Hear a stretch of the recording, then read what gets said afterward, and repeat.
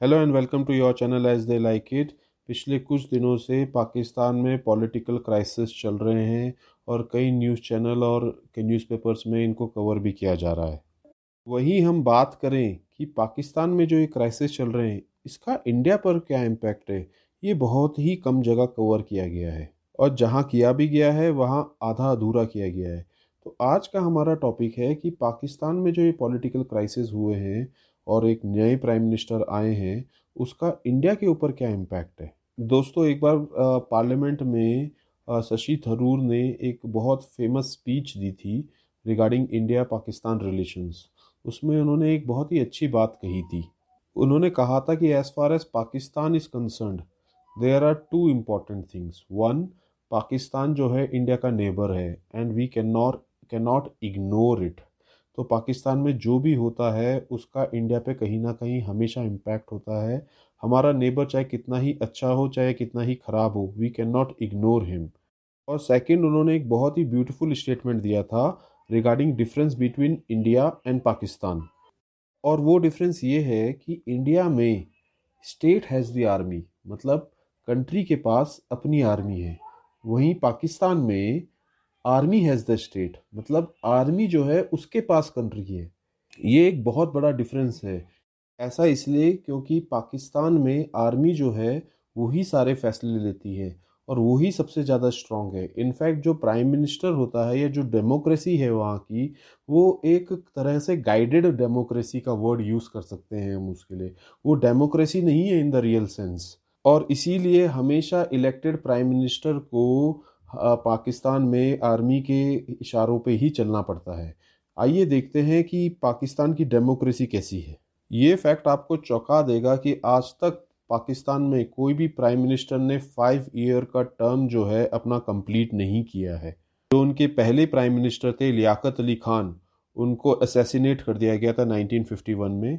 उसके बाद 7 prime ministers जो उसके बाद बने सब्सिक्वेंटली उन्होंने रिज़ाइन किया। 5 प्राइम मिनिस्टर्स ने डिसमिसल हुआ और वहीं 4 प्राइम मिनिस्टर्स को मिलिट्री कू में या मिलिट्री उठापटक में बाहर कर दिया गया। वहीं 2 प्राइम मिनिस्टर नवाज शरीफ और यूसुफ रज़ा गिलानी को डिस्क्वालीफाई कर दिया गया था क्योंकि वो कन्विक्ट हो गए थे बाय द सुप्रीम कोर्ट। तो इस बात से हमें पता चलता है कि क्या स्टेट है पाकिस्तान में डेमोक्रेसी की। It is not an actual democracy, it is a guided democracy. Guided क्यों? क्योंकि it is guided and heavily guided by the army of the country. जब इमरान खान प्राइम मिनिस्टर बने थे पाकिस्तान के, तो वो पाकिस्तान आर्मी के कैंडिडेट थे और उस समय पाकिस्तान की गवर्नमेंट को एक हाइब्रिड रिजीम का भी नाम दिया जाता था।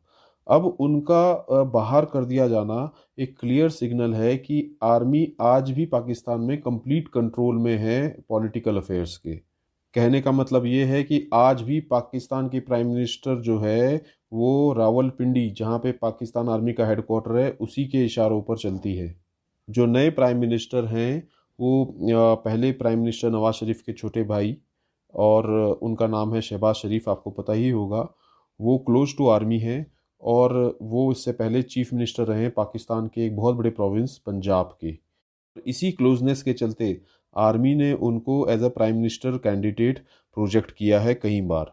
वहीं जो शहबाज शरीफ हैं, इनको माना जाता है कि ये डेवलपमेंट पे बहुत फोकस रखते हैं और इंफ्रास्ट्रक्चर प्रोजेक्ट्स इन्होंने कई सारे बनाए हैं अपनी कंट्री में, including roads, bridges, flyovers, transport projects, Punjab province जब वो वहाँ के चीफ मिनिस्टर रहे हैं। और अब वो कोशिश करेंगे कि 2023 में जो इलेक्शन है उसके लिए वो उससे पहले कुछ ना कुछ ऐसा ही पूरे कंट्री के लिए भी डिलीवर करें। और इसी कारण से वो इंडिया के साथ एक बेटर ट्रेड टाइज भी रखना चाहेंगे ताकि पाकिस्तान की इकोनॉमी जो बहुत बुरे हालात में है उसको मच नीडेड सपोर्ट मिले। यहाँ पे ये भी ध्यान रखने वाली बात है कि इमरान खान के टाइम पे, इनके इमरान खान की प्राइम मिनिस्टरशिप के टाइम पे इंडिया और पाकिस्तान के रिलेशंस बहुत ज़्यादा डिटोरिएट हुए क्योंकि उन्होंने डायरेक्ट नरेंद्र मोदी हमारे प्राइम मिनिस्टर के अगेंस्ट बहुत सारे स्टेटमेंट्स दिए, आरएसएस के अगेंस्ट बहुत सारे स्टेटमेंट्स दिए। वहीं जो आर्टिकल 370 है जिसको इंडिया ने पीछे अमेंड किया था, उसके कारण भी हमारे रिलेशंस बहुत ख़राब रहे और इंडिया और पाकिस्तान के इमरान खान के टाइम पे कभी भी फॉर्मल डायलॉग्स जो हैं हो ही नहीं पाए। और वहीं शहबाज शरीफ की बात करें तो as chief minister of Punjab province इन्होंने 2013 में, जब हमारे प्राइम मिनिस्टर मनमोहन सिंह थे उनके टाइम पे इंडिया का दौरा भी किया था, और इंडिया के कई सारे मेट्रो प्रोजेक्ट जो हमारा दिल्ली का है उसको भी इन्होंने देखा था, काफ़ी प्रेस किया था। और इनका focus basically development of infrastructure और ट्रेड टाइज पे रहा है, ऐसा इनका पास्ट रिकॉर्ड कहता है। ऐसा पीछे कुछ समय में देखा गया है कि थोड़ा बहुत दोनों कंट्रीज़ के बीच में कॉपरेशन स्टार्ट हुआ है। इसका पहला इंडिकेटर ये है कि जो पिछले साल फरवरी 2021 में सीज़ फायर जो हुई थी उसका आज आज तक ब्रॉडली जो है कंप्लायंस हो रहा है, ग्राउंड लेवल पर कोई भी उसका वायलेशन नहीं है।